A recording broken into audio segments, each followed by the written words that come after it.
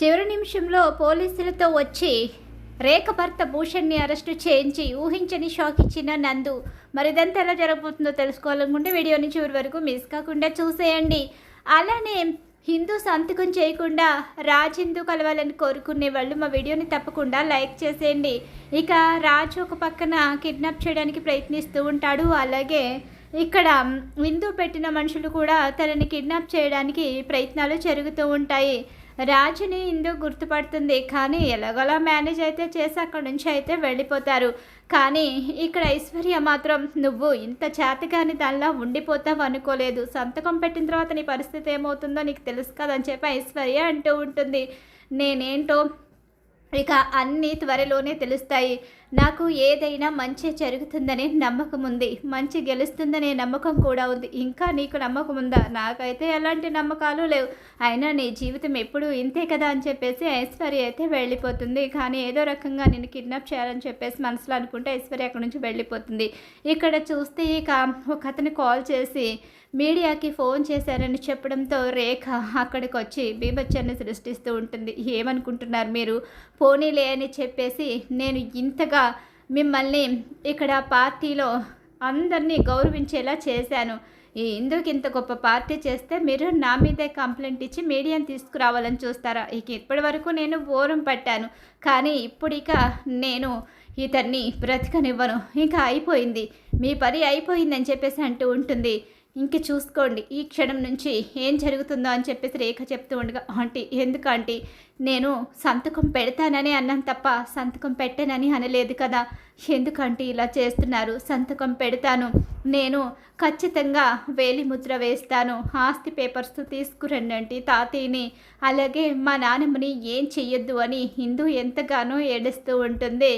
ఎంత ఏడ్చినా సరే అస్సలు ఇక రేఖ అయితే మాత్రం లేదు. ఇక నేను ఇప్పటి వరకు చాలా ప్రయత్నాలే చేశాను, కానీ మీరు మాత్రం ఎప్పుడు కూడా నన్ను ఏదో రకంగా ఇరికించాలని చూస్తున్నారు.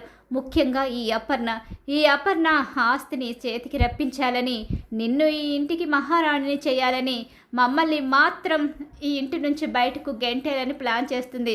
మీ ముగ్గురిని చంపేస్తుంటే ఆస్తి జీవితం అంతా మేమే అనుభవించి ఉండేవాళ్ళం.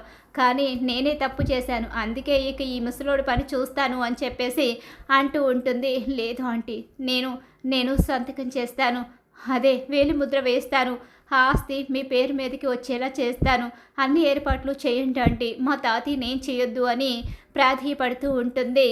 ఇక ఇందు అయితే అలా ప్లాన్ చేసుకుంటూ ఉంటారు. ఇక్కడ కిడ్నాప్ చేయడం కోసం అయితే ఇంక ఎన్ని చేసుకున్నా చివరికి అక్కడికి డాక్యుమెంట్స్ అయితే రానే వచ్చేస్తాయి. డాక్యుమెంట్స్ వచ్చేసరికి అపర్ణ, హిందూ తప్పు చేస్తున్నావే, నువ్వు చాలా పెద్ద తప్పు చేస్తున్నావు. ఎందుకంటే నువ్వు వేసే ఒక్క వేలిముద్ర ఎంతమంది జీవితాలు నాశనం అయిపోతాయో తెలుసా?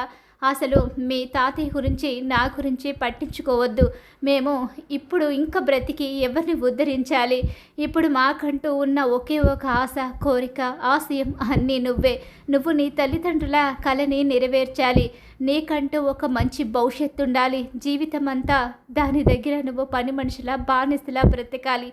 ఒకవేళ సంతకం చేసిన తర్వాత తను నిన్ను బానిసలా కూడా బ్రతకనిస్తుందో లేదో కూడా నాకు గ్యారంటీ లేదు. ఇంతకాలం నీ సంతకం కోసమే తను ఎదురు చూస్తుంది, ఆ తర్వాత మమ్మల్ని బ్రతకనిస్తుందనే గ్యారంటీ అయితే ఎవ్వరం ఇవ్వలేము. నువ్వు కూడా చెప్పగలవా? ఆ గ్యారంటీ ఇవ్వగలవా అని చెప్పంటూ ఉండగానే, లేదు, నేను మిమ్మల్ని కాపాడుకుంటాను అలా అని ఒక్క క్షణం కోసం ఆలోచించి, మిమ్మల్ని నేను పోగొట్టుకోలేను, ఆస్తి అంతస్తు అవసరం లేదు, నాకు మీరు మాత్రమే ముఖ్యం. ఆస్తి నీ కోసం కాదు, ఎంతోమంది దాని మీద ఆధారపడి ఉన్నారు, వాళ్ళ కోసమైనా నువ్వు ఆస్తిని కాపాడాలి, మీ అమ్మా నాన్నల కలని నెరవేర్చాలి, ఒక్క క్షణం ఆలోచించవే అని చెప్పేసి అపర్ణ ఎంతగానో ఏడుస్తూ ఉంటుంది, బాధపడుతూ ఉంటుంది. ఇక్కడ చూస్తే అక్కడ పోలీస్ స్టేషన్కి అయితే నందు వెళుతుంది. ఏంటి మళ్ళీ ఏంటి కేసు, ఏం కేసు వచ్చింది అని చెప్పేసి అడుగుతూ ఉండగానే, చాలా పెద్ద కేసే వచ్చింది నందు, ఇప్పుడు నువ్వు ఇమీడియట్లీ ఒక ఫంక్షన్ జరుగుతుంది అక్కడ, అదే పుట్టినరోజు ఫంక్షన్ జరుగుతుంది అక్కడ, వాడైతే నీకు అడ్డంగా దొరుకుతాడు. వాడు క్లబ్బుల్లో అలాగే బయట కూడా పేకాటలు ఆడడం, వాటిలో డబ్బులు పోగొట్టడం, అప్పులు చేయడమే వాడి ధ్యేయం. వాడు అప్పులు చేసి ఆస్తి వస్తుంది, ఆ ఆస్తితో ఇక మిమ్మల్ని అందరినీ సెటిల్ చేస్తాను అంటూ వాడికి కొన్ని దొంగ వ్యాపారాలు కూడా ఉన్నాయి. ఆ బిజినెస్లు కూడా వాడు నడిపిస్తున్నాడు. వాడితో పాటు వాడి భార్య కూడా తోడవుతుంది. ముఖ్యంగా వాడిని అరెస్టు చేస్తే అప్పుడు వాడి భార్యకు బుద్ధి చెప్పడానికి ఉంటుంది. ఈ క్షణం వాడు ఎక్కడికి తప్పించుకునే ఛాన్స్ లేదు. కొన్ని కోట్ల ఆస్తిని వాళ్ళు కొట్టేయబోతున్నారన్న విషయం కూడా తెలిసిందే. కాబట్టి నువ్వు వెళ్ళి వాడిని పట్టుకుని రావాలి. అది కూడా ఇప్పటికిప్పుడు చేయాలి. ఆ ఫంక్షన్ హాల్ ఎక్కడ పుట్టినరోజు సెలబ్రేషన్ జరుగుతుంది, అసలు వాడెవడు, అసలు నాకు ఒక్కసారి డీటెయిల్స్ చెప్పండి అనేసరికి ఈ ఫంక్షన్ హాల్ గురించి అలాగే రేఖ భర్త భూషణ్ని చూపించి చెప్పేసరికి దొరికారు. ఇప్పటి వరకు అసలు రేఖకి ఎలా బుద్ధి చెప్పాలని నేను ఆలోచిస్తున్నాను. కానీ ఇప్పుడు నాకు చాలా పెద్ద అవకాశం దొరికింది. ఈ అవకాశాన్ని నేను వదులుకుంటానేంటి? ఇప్పుడు దొరికిన ఈ అవకాశాన్ని వినియోగించుకుంటే అక్కడ ఇందు అక్క ప్రశాంతంగా ఉంటుంది. రేఖ ఆంటీ పుట్టినరోజు సెలబ్రేషన్స్ అంత బాగా జరిపిస్తుందంటే ముఖ్యంగా ఏదో కుట్ర ఉండే ఉంటుంది. అవును, ఆ విషయాన్ని నేను ఎందుకు గమనించలేకపోయాను? పోనీలే, ఇప్పటికైనా తెలుసుకున్నాను కదా. అక్కని ఒంటరిగా అక్కడ వదిలేసి వచ్చి కూడా తప్పు చేశాను. అందుకనే అర్జెంటుగా వెళ్ళాలి. సరే, నేను వెంటనే వాడిని నీ దగ్గరికి తీసుకొస్తాను. కానిస్టేబుల్స్ని కూడా పంపిస్తావు కదా, మరి పంపించకపోతే నువ్వు వెళితే వాడు నువ్వెవరు అన్నట్టుగా మాట్లాడతాడు. కనీసం నీకు దొరకకుండా తప్పించుకునే ఛాన్సెస్ చాలా ఉంటాయి. అయినా పట్టుకోవడానికి ఇంకా నీకు ఎలాంటి అధికారాలు లేవు కాబట్టి కేవలం నువ్వు పారిపోకుండా వాడిని సెక్యూరిటీగా కాస్తే ఈ కానిస్టేబుల్స్ పట్టుకుంటారు. ఆ ధైర్యం నీకు మాత్రమే ఉంది కాబట్టి ధైర్యంగా నువ్వైతే మాత్రం ఇక వాడిని అక్కడికక్కడే వీళ్ళకు పట్టించాలి అని చెప్పేసి అంటూ ఉండగా, సరే ఇమీడియట్లీ పదండి, అక్కడ ఫంక్షన్ జరుగుతుంది. ఆ ఫంక్షన్ దగ్గరికి ఆల్రెడీ నేను అక్కడే ఉన్నాను. ఈలోగా మీ కాల్ వచ్చేసరికి నేను అక్కడికి వచ్చాను. మీరు ఈ ఫోటో పంపించి డీటెయిల్స్ అక్కడే చెప్పుంటే అక్కడే వాడిని పట్టుకుని ఇప్పటికి నేను స్టేషన్ దగ్గరికి లాక్కొచ్చి మీ కాళ్ళ ముందు పడేసేదాన్ని. నాకు తెలుసు నందు, నీకు ఆ టాలెంట్ ఉందని తెలుసు. వాడు చాలా రోజులుగా చాలా తెలివిగా తప్పించుకుంటున్నాడు. దానికి కారణం వాడి కాళ్ళే, వాడి భార్య చాలా తెలివైందంట. కొన్ని కోట్ల ఆస్తిని కొట్టేయడానికి చాలా పెద్ద పన్నాగమే అక్కడ జరుగుతుందని తెలిసింది. ముఖ్యంగా అది వాళ్ళ చేతికి రాకూడదు. అలాగే వాళ్ళు చేస్తున్న దుర్మార్గాల గురించి మన దగ్గర ఎఫ్ఐఆర్ కాపీలు చాలా ఉన్నాయి కాబట్టి దాన్ని బట్టి ముందు వాడిని అరెస్ట్ చేసి ఇక్కడికి తీసుకురావాలి అని చెప్పేసి ఆడదానికి బుద్ధి చెప్పాలంటే ముందు దాని భర్తని అరెస్ట్ చేయాలి. అంతకీ కనుక తను రెచ్చిపోతే తనని కూడా అరెస్ట్ చేసి తీసుకుని రావాలి అని చెప్పేసి ఇన్స్పెక్టర్ చెప్తూ ఉంటాడు. సరే సార్, నేను వాడిని ఎలా లాక్కొస్తానో చూడండి. నా పగ ప్రతీకారం అవి కూడా తీరబోతున్నాయి. ఈ క్షణంలో వాడు నా వెంట వస్తూ ఉంటే ఇంకా అక్కడ రేఖ ఆంటీ కళ్ళల్లో నిప్పులు కురుస్తూ ఉంటాయి. నిప్పులు కాదు, ఇంకా ఏం కురిసినా సరే ఈ నందు భయపడకుండా అక్కడి నుంచి వాడిని లాక్కొని వస్తుంది అని చెప్పేసి అనుకుంటూ నందు అయితే వెళుతూ ఉంటుంది ఆ కానిస్టేబుల్స్ని తీసుకుని. ఇక్కడ చూస్తే ఏంటి మరి, నువ్వు ఇప్పుడు వేలిముద్ర వేస్తావు కదా, డాక్యుమెంట్స్ కూడా రెడీ అయిపోయాయి. నువ్వు ఇంకా ఒక్క క్షణం ఆలస్యం చేసినా మీ తాతయ్యని ఇక పైలోకానికి పంపించడానికి నేనైతే ఆలస్యం చేయను. ఇప్పటి వరకు చాలాసార్లు ఓర్పుగా భరించాను. ఇక మిమ్మల్ని భరించడం నా వల్ల కాదు. నేను ఓర్పుని కూడా మర్చిపోయే పరిస్థితిని తీసుకొచ్చారు. ఓర్పు అంటే నీకు తెలుసా రేఖ? ఓర్పు అనేది మేము భరించిన దాన్ని ఓర్పు అంటారు. నా మనవరాలు ఇంతకాలం నీ కింద పని మనిషిగా ఈ ఇంటి మహారాణి అయి ఉండి కూడా పని మనిషిగా పనిచేసి తను ఓర్పుగా భరించింది. ఓర్పు అంటే దాన్ని అంటారు. అంతేగాని ఎదుటి వాళ్ళ ఆస్తిని లాగేసుకోవడానికి కుట్రలు కుతంత్రాలు చేసే నీలాంటి దాన్ని ఓర్పు అనరు అని చెప్పేసి అంటూ ఉండగా, అదిగో మళ్ళీ రెచ్చిపోతున్నావు. ఇక్కడికిక్కడే నీ భర్తని చంపేయమంటావా చెప్పు అని చెప్పేసి అంటూ ఉండగానే, వద్దు ఆంటీ, నేను సంతకం చేస్తానని చెప్పాను కదా, నానమ్మ గొడవ పట్టించుకోకండి, ఇక్కడ నేను సంతకం చేస్తాను. మీరు ఇక డాక్యుమెంట్స్ తెప్పించానంటున్నారు కాబట్టి వేలిముద్ర వేసేస్తాను అని చెప్పేసి అంటూ ఉండగానే ఈలోగా ఐశ్వర్య అయితే అక్కడ రాజు అలాగే లక్కీల వైపు చూస్తూ ఉంటుంది. త్వరగా ఇక్కడి నుంచి తనని తీసుకుని వెళ్ళిపోవాలి, లేకపోతే మాత్రం చాలా పెద్ద ప్రమాదం జరుగుతుంది. మీరు ఏం చేస్తున్నారు అన్నట్టుగా వాళ్ళని అడుగుతూ ఉంటుంది. ఇలా అడుగుతూ ఉండగానే వాళ్ళు స్మోక్ ఎఫెక్ట్ చేయడానికి అక్కడ ప్రయత్నాలు అయితే చేస్తూ ఉంటారు. ఇలా వాళ్ళు అలా చేస్తూ ఉన్న సమయంలోనే ఇక్కడ చూస్తే వేలిముద్ర వేయమని చెప్పేసి ఆల్రెడీ అక్కడికి వచ్చేసి వేలిముద్ర వేయించుకోవడానికి సిద్ధంగా ఉంటారు అక్కడ కొంతమంది.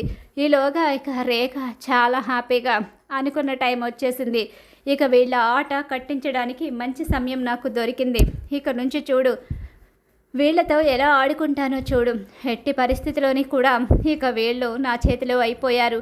ఈ ఆస్తి వచ్చిన మరుక్షణం వీళ్ళకి నేను ఎలా బుద్ధి చెప్తాను అంటే, ఇక నుంచి వీళ్ళు ఇంటి పని మనుషులుగా కూడా పనిచేయరు. ఇంతకాలం ఇంట్లో పెట్టుకున్నాను, ఇక నుంచి వీళ్ళని ఇంటి బయటకు గెంటేస్తాను.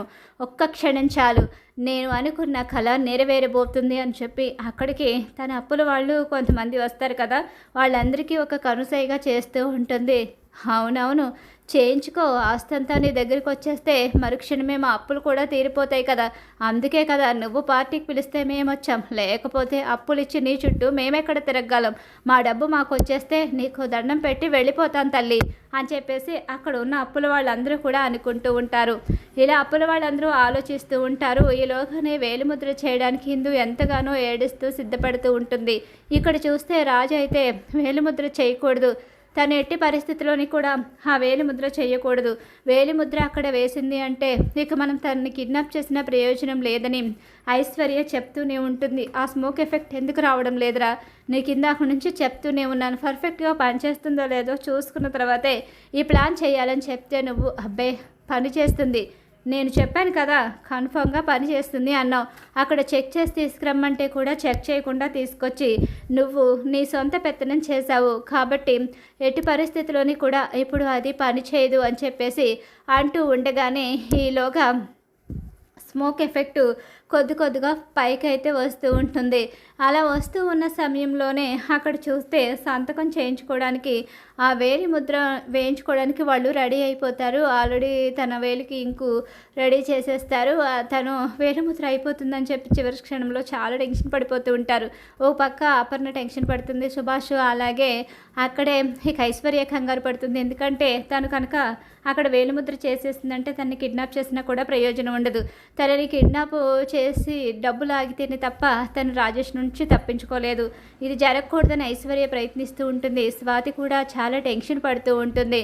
అలా కంగారు పడుతూనే ఉంటారు. అందరూ కూడా చాలా టెన్షన్ పడిపోతూ ఉంటారు. ఇక ఇందు అయితే చివరి క్షణం వచ్చేసింది కాబట్టి తన ప్లాన్ వర్కౌట్ కాదు, తనని కిడ్నాప్ చేయాలనుకున్న వాళ్ళు కూడా ఏం చేయలేరు అని చెప్పేసి అనుకుంటూ ఉంటుంది. ఈలోగానే ఇలా చేస్తూ ఉన్న సమయంలోనే అక్కడికి ఆగండి అంటూ అక్కడికైతే వస్తుంది నందు. అయితే ఈలోగా స్మోక్ ఎఫెక్ట్ కూడా ఎక్కువ అవుతూ ఉంటుంది. అందరూ కూడా అందులోనే అయోమయం పరిస్థితిలో పడిపోతూ ఉంటారు. ఈలోగా అక్కడికి వచ్చేసరికి ఇక రేఖ ఎవరు వాళ్ళు ఎందుకు వచ్చారని చెప్పి అనుకుంటూ ఉండగానే అక్కడ నందు వెనకాల పోలీసులు కూడా కనిపిస్తారు. నందు అని చెప్పేసి హిందూ అనుకుంటూ ఉంటుంది. అలా వేలుముద్ర చేస్తూ ఆగిపోతుంది హిందూ. అయితే హిందూ, నువ్వు ముందు ఇక్కడ వేలుముద్ర చెయ్యి, ఆ తర్వాత అదంతా చూసుకుందాం. ఏంటి ఆగమని చెప్తుంటే అర్థం కావడం లేదా? ఇక్కడికి వచ్చింది పోలీసులను తీసుకుని వచ్చింది, ఊరికనే వచ్చాను అనుకుంటున్నారేంటి? ఏమైనా పోలీసులు మీ పార్టీ ఎంజాయ్ చేయడానికి వచ్చారా? ఇక్కడ మీరు ఏం కార్యక్రమాలు చేస్తున్నారో మాకు తెలీదు, ఇప్పుడు అవన్నీ ఆపేయాల్సిందే. అతన్ని తీసుకురండి ముందు వెళ్ళి అని చెప్పి అంటూ ఉండగానే భూషణ్ని వచ్చి పోలీసులు పట్టుకుంటారు. అలా పట్టుకునేసరికి హే మీరేంటి నా భర్తను అరెస్ట్ చేశారేంటి, అయినా భూషణ్ ఏం తప్పు చేశాడని అరెస్ట్ చేశారు అని చెప్పి అంటూ ఉండగానే ఏం తప్పు చేశాడా, వీడికి ఉన్న గేమ్స్ పిచ్చి కారణంగానే అన్ని చోట్ల అప్పులు చేయడం, రకరకాలుగా బిజినెస్లు చేయడం, ఆ బిజినెస్లో లాస్ పోవడం, అలాగే బిజినెస్ కూడా దొంగ బిజినెస్లు కూడా వీడికి చాలానే ఉన్నాయి. ఆ బిజినెస్లు చేస్తూ ఇందులో డబ్బును పోగొట్టుకుంటూ అప్పులు చేస్తూ అప్పుల వాళ్ళకి మొండి చేయి చూపిస్తూ ఎప్పుడో ఏదో కోట్ల ఆస్తి వస్తుందని వాళ్ళని నమ్మిస్తూ వస్తున్నారు. మీ భార్య భర్త ఇద్దరు కూడా తను తప్పు చేస్తే ఎవరైనా భార్య సరిదిద్దుతుంది, కానీ నువ్వు మాత్రం వాడి జీవితాన్ని సరిదిద్దకుండా గాలికి వదిలేసి ఈ రోజు నాడు అందరి భవిష్యత్తుని నాశనం చేసే పరిస్థితికి తీసుకొచ్చావు. అందుకనే ఇప్పుడు వీడిని అరెస్ట్ చేయడానికి తీసుకొచ్చాం. మా దగ్గర వీడు చేసిన దొంగ బిజినెస్లు, అలాగే ఇంకా చాలా రకాల ఇల్లీగల్ పనులు కూడా ఉన్నాయి. అలాగే చాలా రకాలుగా వీడి మీద చాలామంది కేసులు ఎఫ్ఐఆర్ చేశారు, కానీ ఏ కేసుని నువ్వు పైకి రాకుండా చాలా తెలివిగా మేనేజ్ చేసావు. కానీ ఇక్కడ ఉన్నది ఎవరనుకుంటున్నావు? కానిస్టేబుల్స్ ఇన్స్పెక్టరే కాదు, ఇక్కడ ఉన్న నేను ఎట్టి పరిస్థితిలోని ఎవరిని తప్పించుకోనివ్వను, మంచి వాళ్లకు శిక్ష పడనివ్వను, నేరస్తుడిని తప్పించుకోనివ్వను. నేను పోలీస్ ఆఫీసర్ కాబోతున్నంత త్వరలో, కానీ ఈలోగా ఇలాంటి వెధవలందరినీ వేరి పారేస్తే అప్పుడు ఎలాంటి ఎఫెక్ట్ ఉండదు. అందుకే ముందుగానే ఇలాంటి ప్రయత్నాలు చేస్తున్నాను. కానిస్టేబుల్స్ వాడిని అరెస్ట్ చేయండి. ఈవిడికి సాక్ష్యాలన్నీ చూపించిన తర్వాత కూడా ఈవిడికి కనుక ఇంకా ఏమైనా కావాలి అనిపిస్తే ఈవిడిని కూడా పోలీస్ స్టేషన్కి తీసుకుని వెళ్ళి ఆవిడ భర్తతో పాటు పోలీస్ స్టేషన్లో పెట్టి అప్పుడు ఈవిడికి సరైన గుణపాఠం చెప్తే మరోసారి భర్త చేసే వెధవ పనుల్ని వెనకేసుకు రాకుండా ఉంటుంది. అప్పుడైనా వాడు వెధవ పనులు ఆపేసి కాస్త బాధ్యతగా మసులుకుంటాడు. అవునులే, ఈవిడ కూడా అప్పుల మీద అప్పులు చేసి ఎవరిదో కోట్ల ఆస్తి వస్తుంటే తేరగా తీసుకుని అనుభవించాలి అనుకునే రకమంట కదా. అందుకనే వాడు అలా తయారయ్యాడు. వీడు తయారవడానికి కారణం వీడి పెళ్ళమే. ముందు వీడికి కోటింగ్ ఇచ్చి ఆ తర్వాత ఇదేమైనా చేయాలని ప్రయత్నిస్తే దీనికి కూడా కోటింగు గట్టిగానే ఇవ్వాలి. ఎట్టి పరిస్థితిలోని కూడా ఇక నేనైతే మాత్రం ఇప్పుడు వీడిని వదిలిపెట్టడానికి ఇక్కడికి రాలేదు. తీసుకురండి. హిందూ, నువ్వు వేలిముద్రవై. ఏంటి వేలిముద్ర అంటా ఉంటావేంటి? తను వేలిముద్ర వేయదు. ఇప్పుడు అరెస్ట్ చేసే సమయంలో ఆస్తి సంతకాలు అవి ఇవి అంటే ఏం కుదరవు. పోలీసులు దానికి అంగీకరించరు. అయినా ఆస్తి సంతకం చేయించుకోవడం ఏంటి? ఎందుకు ఆ అమ్మాయి వేలిముద్ర వేయాలి? ఇక్కడ కూడా ఏదో మతలం ఉంది. ఏం జరుగుతుంది చెప్పండి మీరు. అసలు ఈవిడెందుకు సంతకాలు చేయించుకుంటుంది? మీ చేత బలవంతంగా వేలిముద్ర వేస్తున్నట్టు కనిపిస్తుంది. మీ ఫేస్ కూడా చాలా డల్గా ఏడుస్తున్నట్టు కనిపిస్తుంది. ఇక్కడ ఏమైనా తప్పు జరుగుతుందా? లేకపోతే ఈవిడేమైనా అందరినీ మోసం చేయాలని చూస్తుందా? ఒకవేళ ఏదైనా తప్పు జరుగుతుంటే ఇక్కడే చెప్తే దీన్ని కూడా ఇప్పుడు ఆ పోలీస్ వ్యాన్లో వేసుకుని వెళ్ళిపోతాను. ఎందుకు సంతకం చేస్తున్నారు అని చెప్పేసి అడుగుతుండగానే అది అని చెప్పేసి అపర్ణ చెప్తూ ఉంటుంది. అదేమీ లేదు, ఇప్పుడు ఏదో బిజినెస్ విషయంగా ఇక్కడ డీల్ మాట్లాడుకుంటున్నాం, అంతకు మించి ఏం కాదు. ఇప్పుడు నా భర్త అరెస్ట్ అయ్యాడు కాబట్టి నా భర్త బయటకు వచ్చే వరకు ఈ డీల్ అయితే కుదరదు. అందుకని ఇప్పుడు అదేమీ అవసరం లేదమ్మా. ముందు నువ్వు వెళ్ళి అక్కడ కూర్చో. ఈలోగా ఈ కేసు ఏంటో నేను తేల్చుకుని వస్తాను కదా. ఎట్టి పరిస్థితుల్లోని భూషణ్ అరెస్ట్ కావడానికి లేదు. భూషణ్ని అరెస్ట్ చేయించిన తీసుకువెళ్తున్న ఈ అమ్మాయిని నేను వదిలిపెట్టను అని చెప్పేసి అంటూ గబగబా ఈలోగా రేఖ అక్కడ నందు ముందుకు వచ్చి నందును కొట్టబోతూ ఉంటుంది. పోలీస్ ఆఫీసర్ కాకముందే ఎంత పొగరుగా ప్రవర్తిస్తూ నా భర్తనే తీసుకువెళ్ళాలనుకుంటావా? ఈ రేఖ భర్తను తీసుకువెళ్ళడానికి నీకు చాలా ధైర్యం ఉంది, కానీ నేను ఎలా పంపిస్తాను అనుకుంటున్నావు? రేఖను ఎదుర్కోవాలంటే నువ్వు చాలా చాలా చేయాలి. ఇద్దరు కానిస్టేబుల్స్ని వేసుకొచ్చినంత మాత్రాన నా భర్తను అరెస్ట్ చేస్తానంటే నేను ఎలా ఒప్పుకుంటాను అని చెప్పనేసరికి అన్ని సాక్ష్యాలు చూపిస్తుంది. చెయ్యెత్తిన రేఖ చెయ్య విరిచేయడానికి ట్రై చేస్తుంది. చెయ్యి విసిరి అవతల పాడేస్తుంది. దాంతో ఒక్కసారి రేఖకు చాలా పెద్ద షాకే ఎదురవుతుంది. అక్కడ ఊహించని షాక్ రేఖకి ఎదురవుతుంది. భూషణ్ని అరెస్టు చేసి అక్కడ ఇందు అయితే ఎటువంటి సంతకం చెయ్యకముందే అక్కడ బీభత్సాన్ని సృష్టిస్తుంది. ఈలోగా స్మోక్ ఎఫెక్ట్ కూడా ఎక్కువైపోతుంది. అలా ఎక్కువైపోవడంతో చివరి క్షణంలో రాజు కూడా ఇందుని కిడ్నాప్ చేయడానికి ప్రయత్నిస్తాడు. ఎలాగూ వేలిముద్ర కాలేదు కాబట్టి తనని కిడ్నాప్ చేసి వేలిముద్రకి తనని పంపించాలి అంటే డబ్బు వసూలు చేస్తే ఇప్పటికైనా ఆవిడ డబ్బులు ఇస్తుందని అర్థమవుతుంది. అందుకని ఇప్పుడు ఈ అమ్మాయిని కిడ్నాప్ చేయడమే కరెక్ట్ అని చెప్పేసి అక్కడ పోలీసులు వెళ్ళిపోయిన తర్వాత ఇందుని కిడ్నాప్ చేసేయడం జరుగుతుంది. ఇప్పుడు ఇక్కడ ఇమ్మీడియట్లీ ఖాళీ చేసి వెళ్ళకపోతే ఇక్కడ మరో ప్రోగ్రామ్ ఏదైనా పెడితే మాత్రం మిమ్మల్ని వెంటనే అరెస్ట్ చేసి ఇద్దరిని ఒకే జైల్లో పెట్టవలసిన పరిస్థితి ఏర్పడుతుంది. ఇక్కడ నుంచి ఇమ్మీడియట్లీ వెళ్ళిపోండి అనడంతో మొత్తం అందరూ బ్యాకప్ చేసేస్తారు. అక్కడ నుంచి అప్పుల వాళ్ళందరూ కూడా ఇప్పుడు వీడు మాత్రం అరెస్ట్ అయ్యాడు, నెక్స్ట్ నువ్వు కూడా అరెస్ట్ కాబోతున్నావు, మా అప్పులు తీర్చవని అర్థమైపోయింది. ఇక్కడ సంతకం ఏది జరగలేదు కాబట్టి అప్పు తీరే మార్గం కూడా మీ దగ్గర ఏమీ లేదు, మీరు అప్పులు తీర్చరు కాబట్టి నిన్ను కూడా నెక్స్ట్ నీ భర్త దగ్గరికి పంపించడానికి మేమందరం కూడా అప్పుడు రెడీగా ఉన్నాం. మేము నెక్స్ట్ చేసేది అదే. మా డబ్బు ఎలా రాబట్టుకోవాలో మాకు తెలుసు. నీకు అప్పులు ఇచ్చి నీ భర్తకు అప్పులు ఇచ్చి మేము చాలా తప్పులు చేశాం. కొంతమంది మాత్రమే కేసులు పెట్టారు. ఇక మేమందరం కలిసి అక్కడికి వెళ్ళి కేసు పెట్టడానికి సిద్ధంగా ఉన్నాం, రెడీగా ఉండండి యుద్ధాన్ని ఎదుర్కోవడానికి అని చెప్పేసి అక్కడ అప్పుల వాళ్ళు గట్టిగానే వార్నింగ్ ఇస్తారు. ఇక ఈ పక్కన ఇందుని కిడ్నాప్ చేసి రాజు అలాగే ఇక లక్కీ ఇద్దరు తీసుకుని వెళ్ళిపోవడం కూడా జరుగుతుంది. అలా వెళ్ళిపోయిన తర్వాత ఇక ఒక్కసారే అన్ని వైపులా షాక్ అయితే రేఖకు ఎదురవుతుంది. అలా వెళ్ళిపోయిన తర్వాత రేఖను డిమాండ్ చేస్తారు డబ్బు గురించి. డబ్బు ఇవ్వకపోతే తనని పంపించే ప్రసక్తే లేదని చెప్పేసి డిమాండ్ చేయడం కూడా మొదలైపోతుంది. హిందూ అయితే మాత్రం చాలా హ్యాపీగా మంచి పని చేశారన్నట్టుగా చూస్తూ ఉంటుంది. దీనికి నిజంగానే పిచ్చి పట్టిందిరా. తప్పు చేయలేనప్పుడేమో తప్పు చేసిన వాళ్ళలా తిడుతుంది, ఇప్పుడేమో తప్పు చేస్తే నవ్వుకుంటుంది. అక్కడ చాలా పెద్ద సీన్ జరిగింది. ఆ సీన్లో మీరు ఇది చేసి నన్ను కాస్త రిలాక్స్ చేశారు. ఇక నా అంతట నేనే కిడ్నాప్ అవ్వాలనుకున్నాను, కానీ మీరు కిడ్నాప్ చేశారు. ఇక ఇప్పుడు మీ పరిస్థితి ఏంటో. అలా రేఖకి ఆ ప్లేస్లో చాలా పెద్ద షాక్ ఎదురైపోతుంది. కిడ్నాప్ చేసిన వాళ్ళ దగ్గర ఇందు నవ్వుతూ ఉంటే మాత్రం వాళ్ళైతే రాజులకి ఇద్దరు షాక్ అయిపోయి చూస్తూ ఉండిపోతారు. నన్ను కిడ్నాప్ చేసి చాలా మంచి పని చేశారని తను మాట్లాడిన మాటలు రాజుకి ఆశ్చర్యాన్ని కలిగిస్తాయి. తన గతం ఏంటో, అసలు తను ఎందుకు ఆ సిచ్యువేషన్లో ఉందో అడిగి తెలుసుకోవాలని ప్రయత్నిస్తూ ఉంటాడు. రాజు అయితే అప్పటి నుంచి తన విషయంలో కాస్త కోపాన్ని వదిలేసి ప్రేమని చూపిస్తూ అడగడం మొదలు పెడతాడు. మొదటిసారి తనని అలా అడుగుతూ ఉంటే తన గతాన్ని కూడా చెప్పాలని నిర్ణయించుకుంటుంది హిందూ. అలా ఆ కిడ్నాప్తో వాళ్ళ మధ్య పరిచయం కూడా మొదలవబోతుంది. మరి ఖచ్చితంగా రాబోయే కథలో ఇలా రేఖకి నందు అయితే పెద్ద షాక్ ఇస్తుంది. మరి ఇలా జరగాలని మీరు కోరుకుంటున్నారా? అయితే వీడియోని తప్పకుండా లైక్ చేయండి. మీరు ఇచ్చే ఒక లైక్ సపోర్ట్ అండ్ ఎంకరేజ్మెంట్గా ఉంటుంది.